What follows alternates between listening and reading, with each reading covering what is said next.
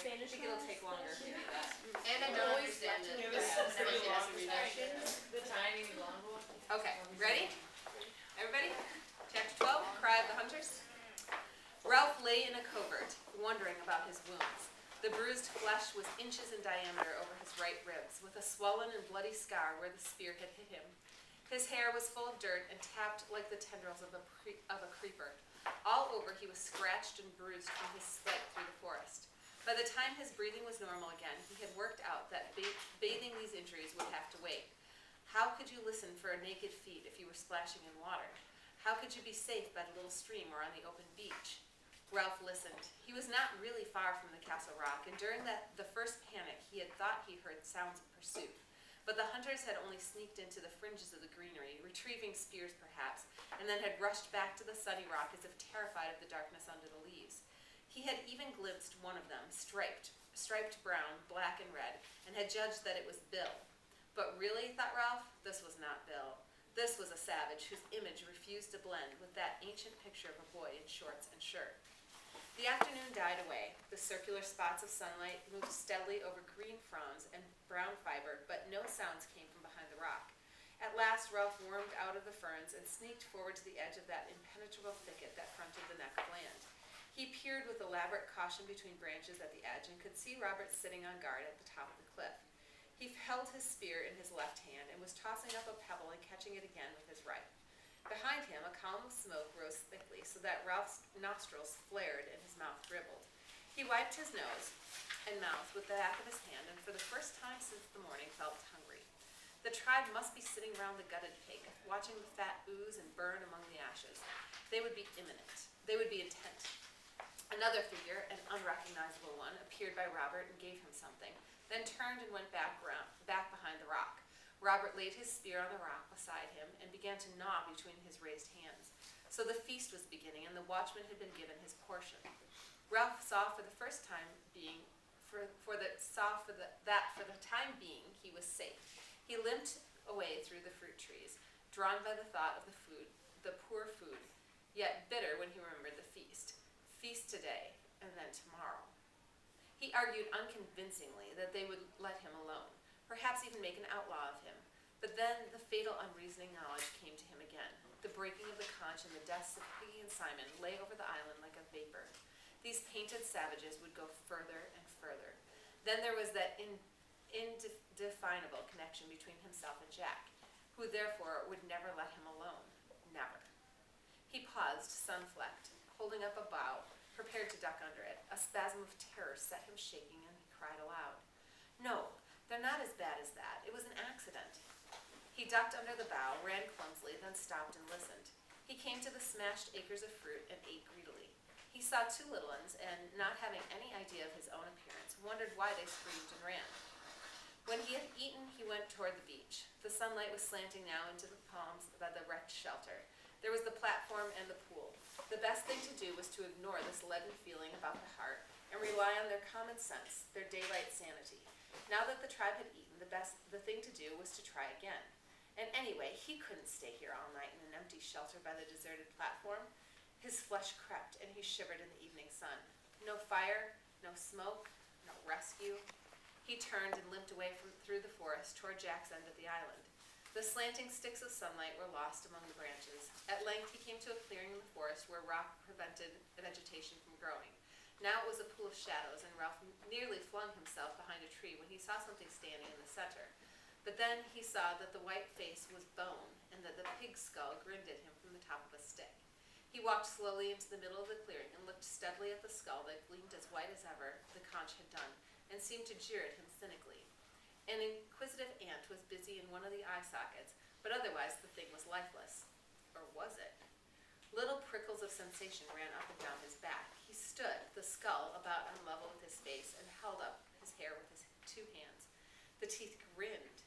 The empty sockets seemed to hold his gaze masterfully and without effort. What was it? The skull regarded Ralph like one who knows all the answers and won't tell. A sick fear and rage swept him. Fiercely, he hit out at the filthy thing in front of him that bobbed like a toy and came back, still grinning into his face, so that he lashed and cried out in loathing. Then he was licking his bruised knuckles and looking at the bare stick while the skull lay in 2 pieces, its grin now 6 feet across. He wrenched the quivering stick from the crack and held it as a spear between him and the white pieces. Then he backed away, keeping his face to the skull that lay grinning at the sky. When the green glow had gone from the horizon and night was fully accomplished, Ralph came again to the thicket in front of the castle rock. Peeping through, he could see that the height was still occupied, and whoever it was up there had a spear at the ready. He knelt among the shadows and felt his isolation bitterly. They were savages, it was true, but they were human, and the ambushing fears of the deep night were coming on. Ralph moaned faintly. Tired though he was, he could not relax and fall into a well of sleep for fear of the tribe. Might it not be possible to walk boldly into the fort, say, "I've got packs," laugh lightly, and sleep among the others? Pretend they were all boys, schoolboys who had said, yes, sir," and worn caps? Daylight might have answered yes, but darkness and the horrors of death said no. Lying there in the darkness, he knew he was an outcast. "'Cause I had some sense." He rubbed his cheek along his forearm, smelling the acrid scent of salt and sweat and the staleness of dirt. Over to the left, the waves of ocean were breathing, sucking down, then boiling back over the rock. There were sounds coming from behind the castle rock. Listening carefully, detaching his mind from the swing of the sea, Ralph could make out a familiar rhythm. Kill the beast, cut his throat, spill his blood. The tribe was dancing. Somewhere on the other side of this rocky wall, there would be a dark circle, a glowing fire, and meat. They would be savoring food and the comfort of safety. A noise nearer at hand made him quiver. Savages were clambering up the castle rock right up to the top, and he could hear voices. He sneaked forward a few yards and saw the shape at the top of the rock change and enlarge. There were only 2 boys on the island who moved or talked like that. Ralph put his head down on his forearms and accepted this new fact like a wound. Sam and Eric were part of the tribe now. They were guarding the castle rock against him. There was no chance of rescuing them and building up an outlaw tribe at the other end of the island. Sam and Eric were savages like the rest. Piggy was dead, and the conch smashed to powder. At length the guard climbed down. The 2 that remained seemed nothing more than a dark extension of the rock. A star appeared behind them and was momentarily eclipsed by some movement. Ralph edged forward, feeling his way over the uneven surface as though he were blind. There were miles of vague water at his right, and the restless ocean lay under his left hand, as awful as the shaft of a pit. Every minute the water breathed round the death rock and flowered into a field of whiteness. Ralph crawled until he found the ledge of the entry in his grasp. The lookouts were immediately above him, and he could see the end of a spear projecting over the rock. He called very gently, "Sam and Eric." There was no reply. To carry, he must speak louder, and this would rouse those striped and inimical creatures from their feasting by the fire. He set his teeth and started to climb, finding the holds by touch. The stick that had supported a skull hampered him, but he would not be parted from his only weapon. He was nearly level with the twins before he spoke again. "Sam and Eric." He heard a cry and a flurry from the rock. The twins had grabbed each other and were gibbering. "It's me, Ralph." Terrified that they would run and give alarm, he hauled himself up until his head and shoulders stuck over the top. Far below his armpit, he saw the luminous flowering around the rock. "It's only me, Ralph." At length they bent forward and peered in his face. "We thought it was. We didn't know what it was. We thought..." Memory of their new and shameful loyalty came to them. Eric was silent, but Sam tried to do his duty. "You got to go, Ralph. You go away now." He waved his spear and essayed fierceness. "You shove off, see?" Eric nodded agreement and jabbed his spear in the air. Ralph leaned on his arms and did not go. "I came to see you 2. His voice was thick. His throat was hurting him now, though it had received no wound. "I came to see you 2. Words could not express the dull pain of these things. He fell silent while the vivid stars were split and danced all ways. Sam shifted uneasily. "Honest, Ralph, you'd better go." Ralph looked up again. "You 2 aren't painted. How can you... If it were light, shame would burn them at admitting these things. But the night was dark." Eric took up, and then the twins started their antiphonal speech. "You got to go because it's not safe. They made us. They hurt us." "Who? Jack?" "Oh, no." They bent to him and lowered their voices. "Push off, Ralph. It's a tribe. They made us. We couldn't help it." When Ralph spoke again, his voice was low and seemed breathless. "What have I done? I liked him, and I wanted us to be rescued." Again the stars spilled about the sky. Eric shook his head earnestly. "Listen, Ralph, never mind what sense, that's gone. Never mind about the chief. You got to go for your own good. The chief and Roger. Yes, Roger. They hate you, Ralph. They're going to do you. They're going to hunt you tomorrow. But why? I don't know. And Ralph, Jack, the chief says it'll be dangerous. And we've got to be careful and throw our spears like at a pig. We're going to spread out in a line across the island. We're going forward from this end until we find you. We've got to give signals like this. Eric raised his head and achieved a faint ululation by beating on his open mouth. Then he glanced behind him nervously. Like that. Only louder, of course. But I've done nothing, whispered Ralph urgently. I only wanted to keep up a fire. He paused for a moment, thinking miserably of the morrow. A matter of overwhelming importance occurred to him. What are you? He could not bring himself to be specific at first, but then fear and loneliness goaded him. When they find me, what are they going to do? The twins were silent. Beneath him, the death rock flowered again. What are they? Oh, God, I'm hungry. The towering rock seemed to sway under him. Well, what? The twins answered his question indirectly. You've got to go now, Ralph, for your own good. Keep away as far as you can. Won't you come with me? 3 of us. We'd stand a chance. After a moment's silence, Sam spoke in a strangled voice. You don't know Roger. He's a terror. And the chief, they're both terrors. Only Roger. Both boys froze. Someone was climbing toward them from the tribe.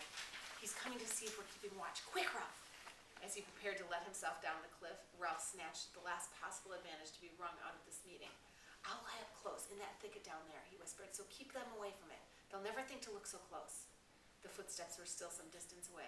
Sam, I'm going to be all right, aren't I? The twins were silent again. Here, said Sam suddenly, take this. Ralph felt a chunk of meat push up against him and grabbed it. But what are you going to do when you catch me? Silence above. He sounded silly to himself. He lowered himself down the rock. What are you going to do? From the top of the towering rock came the incomprehensible reply. Roger sharpened a stick at both ends. Roger sharpened a stick at both ends. Ralph tried to attach a meaning to this, but could not. He used all the bad words he could think of it in a fit of temper that paused into yawning. How long could you go without sleep? He yearned for a bed and sheets, but the only whiteness here was the slow spilt milk, luminous round the rock, 40 feet below where Piggy had fallen. Piggy was everywhere, was on his neck, was become terrible in darkness and death. If Piggy were to come back now out of the water with his empty head, Ralph whimpered and yawned like a little one.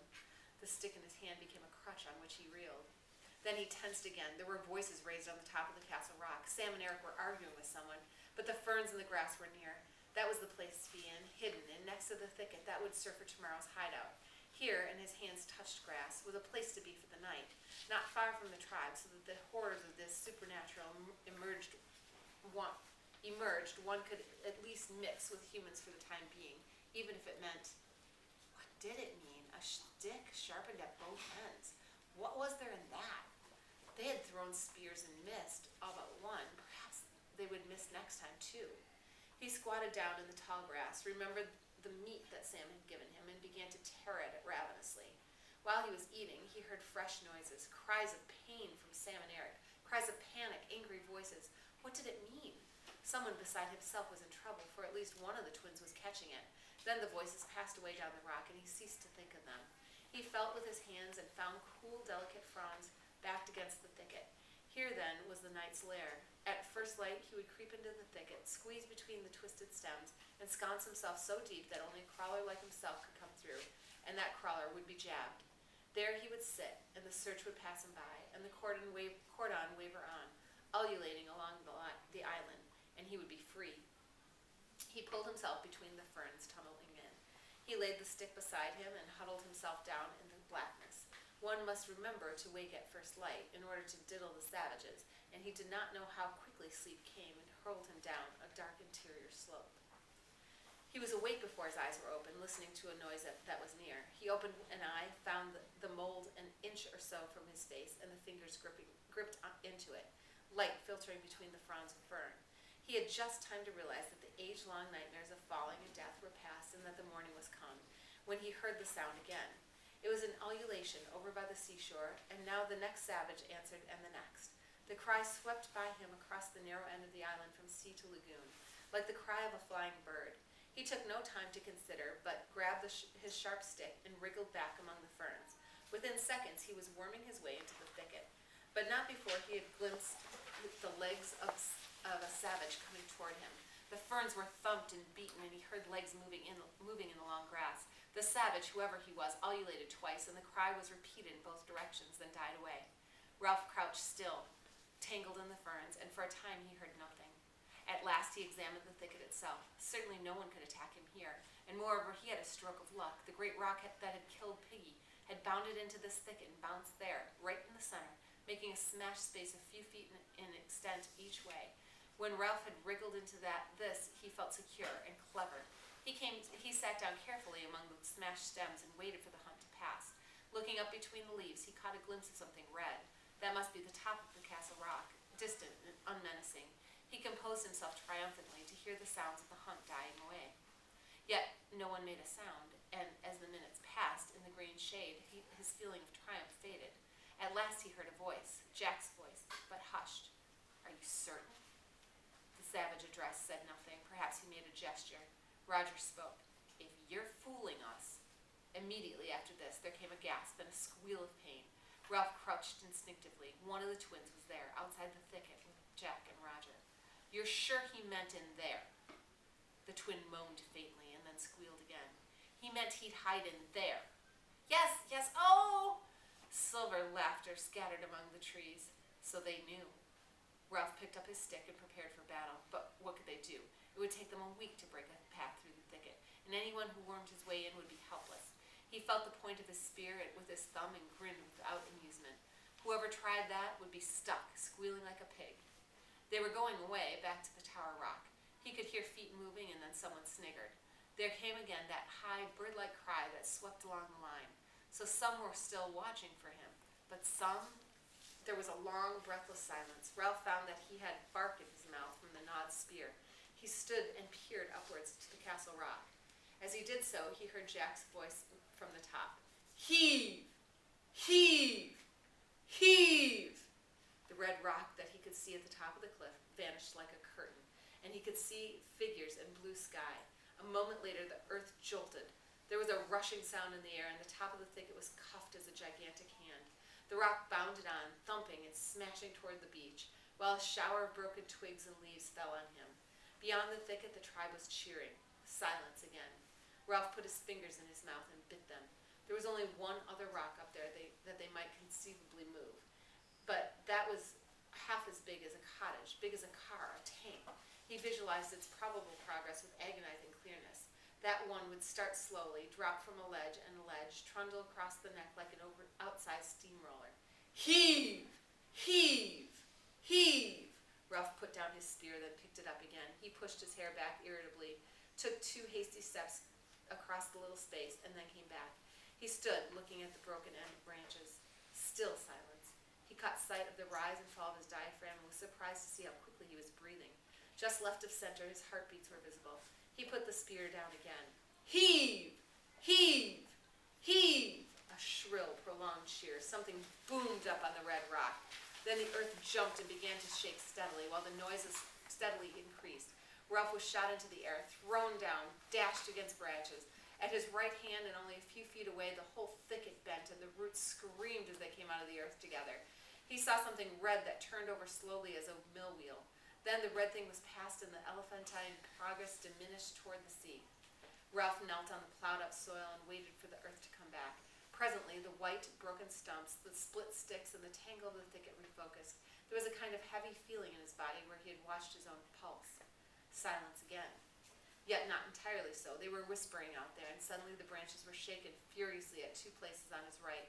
The pointed end of a stick appeared. In panic, Ralph thrust his own stick through the crack and struck with all his might. "Ah!" His spear twisted a little in his hands, and then he withdrew it again. "Oh!" Someone was moaning outside, and a babble of voices rose. A fierce argument was going on, and the wounded savage kept groaning. Then there was silence. A single voice spoke, and Ralph decided that it was not Jack's. "See, I told you, he's dangerous." The wounded savage moaned again. What else? What next?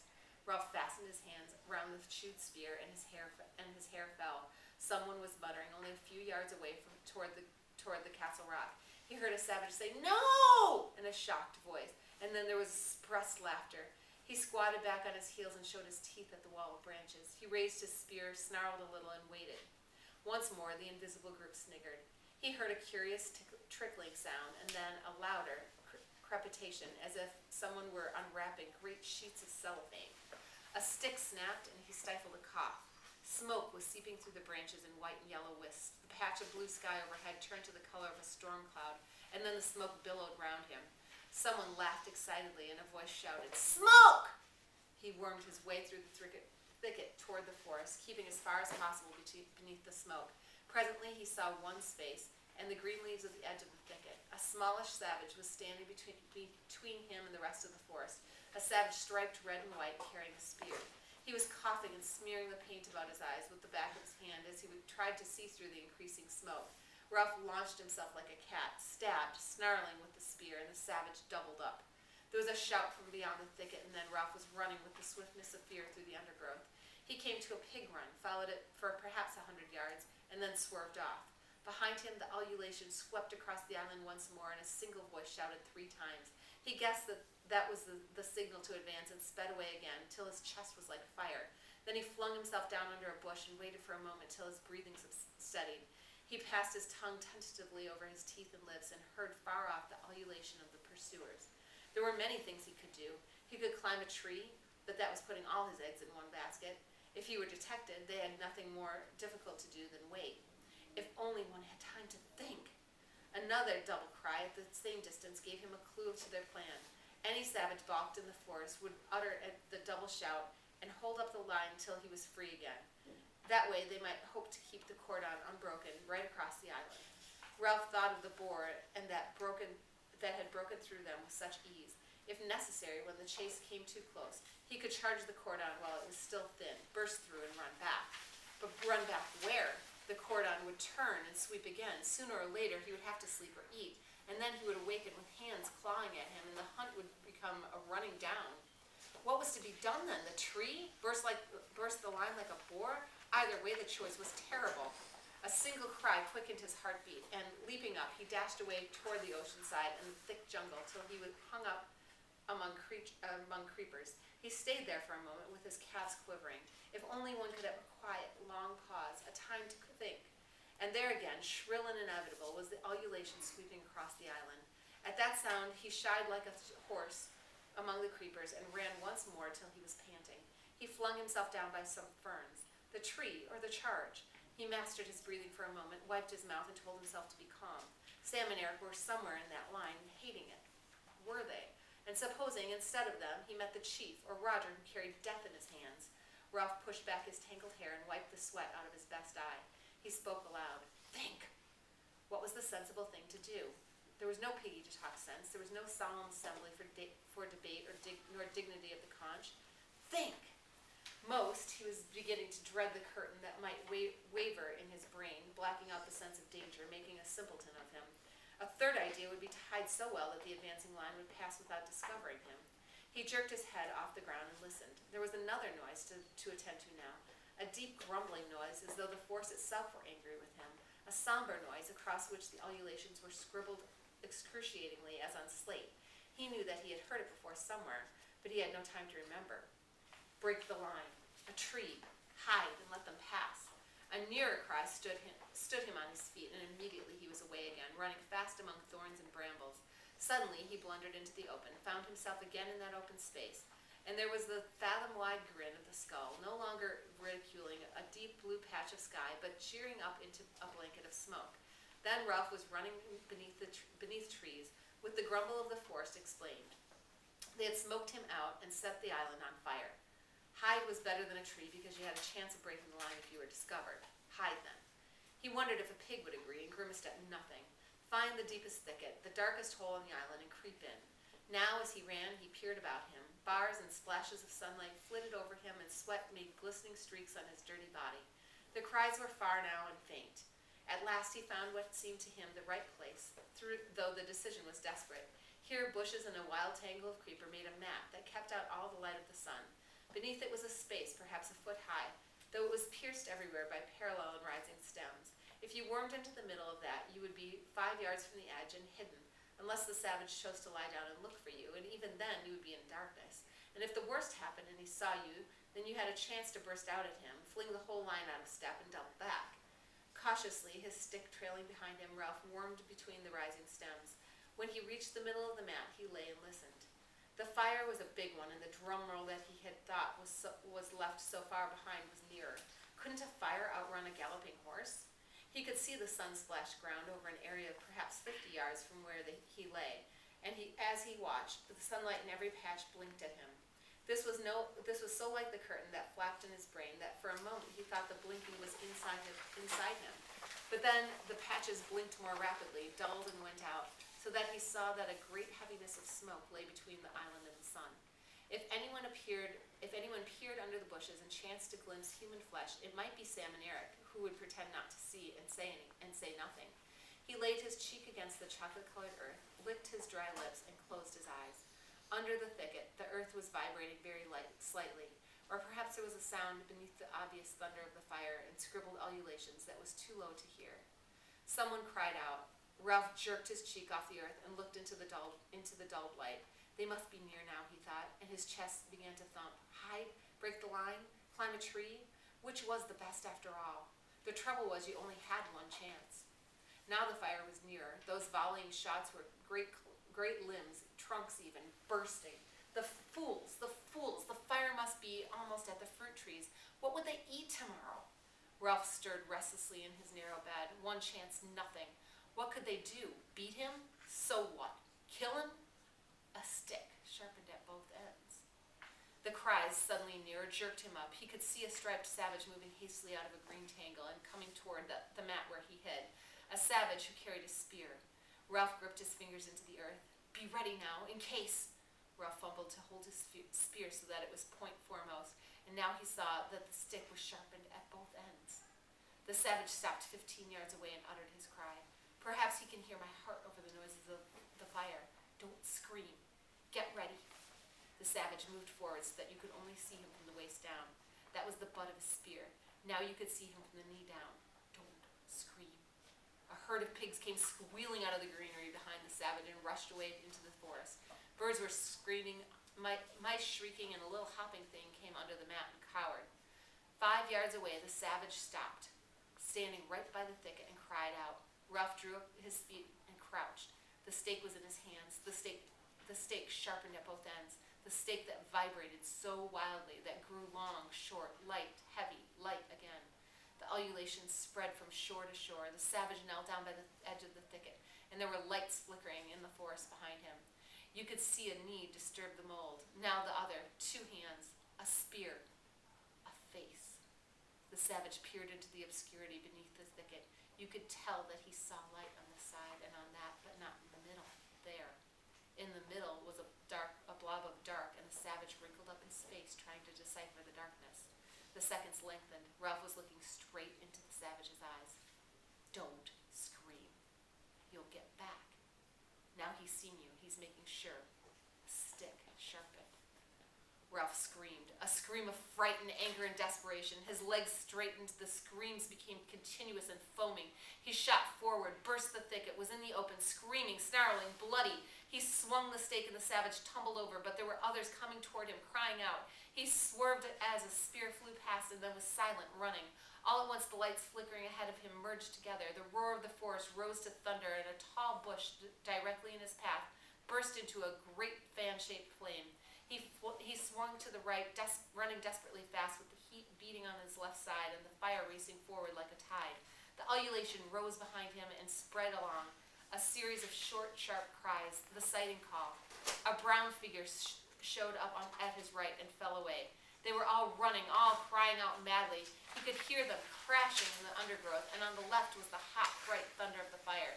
He forgot his wounds, his hunger and thirst, and became fear, hopeless fear on flying feet, rushing through the forest toward the open beach. Spots jumped before his eyes and turned into red circles that expanded quickly till they passed out of sight. Below him, someone's legs were getting tired, and the desperate ululation advanced like a jagged fringe of menace and was almost overhead. He stumbled over a root, and the cry that pursued him rose even higher. He saw a shelter burst into flames, and the fire flapped at the right shoulder, and there was the glitter of the water. Then he was down, rolling over and over in the warm sand, crouching with arm to ward off, trying to cry for mercy. He staggered to his feet, tense for more terror, and looked up at a huge peaked cap. It was a white-topped cap, and above the green shade of the peak was a crown, an anchor, gold foliage. He saw white drill epaulets, a revolver, a row of gilt buttons down the front of a uniform. A naval officer stood on the sand, looking down at Ralph in wary astonishment. On the beach behind him was a cutter, her bows hauled up and held by 2 ratings. In the stern sheets, another rating held a submachine gun. The ululation faltered and died away. The officer looked at Ralph doubtfully for a moment and then took his hand away from the butt of the revolver. "Hello." Squirming a little, conscious of his filthy appearance, Ralph answered shyly, "Hello." The officer nodded as if a question had been answered. "Are there any adults, any grown-ups with you?" Dumbly, Ralph shook his head. He turned a half-pace on the sand. A semicircle of little boys, their bodies streaked with colored clay, sharp sticks in their hands, were standing on the beach making no noise at all. "Fun and games," said the officer. The fire reached the coconut palms by the beach and swallowed them noisily. A flame, seemingly detached, swung like an acrobat and licked up the palm heads on the platform. The sky was black. The officer grinned cheerfully at Ralph. "We saw your smoke. What have you been doing? Having a war or something?" Ralph nodded. The officer inspected the little scarecrow in front of him. The kid needed a bath, his haircut, a nose wipe, and a good deal of ointment. "Nobody killed, I hope. Any dead bodies?" "Only 2, and they've gone." The officer leaned down and looked closely at Ralph. 2? Killed? Ralph nodded again. Behind him, the whole island was shuddering with flame. The officer knew as a rule when people were telling the truth. He whistled softly. Other boys were appearing now, tiny tots, some of them, brown and with distended bellies of small savages. One of them came close to the officer and looked up. I'm... But there was no more to come. Percival Wemyss Madison sought in his head for an incantation that had faded clean away. The officer turned back to Ralph. "We'll take you off. How many of you are there?" Ralph shook his head. The officer looked past him to the group of painted boys. "Who's boss here?" "I am," said Ralph loudly. A little boy who wore the remains of an extraordinary black cap on his red hair and who carried the remains of a pair of spectacles at his waist started forward, then changed his mind and stood still. "We saw your smoke, and you don't know how many of you there are?" "No, sir." "I should have thought," said the officer as he visualized the search before him, "I should have thought that a pack of British boys, you're all British, aren't you, would have been able to put up a better show than that. I mean..." "It was like that at first," said Ralph, "before things..." He stopped. "We were together then."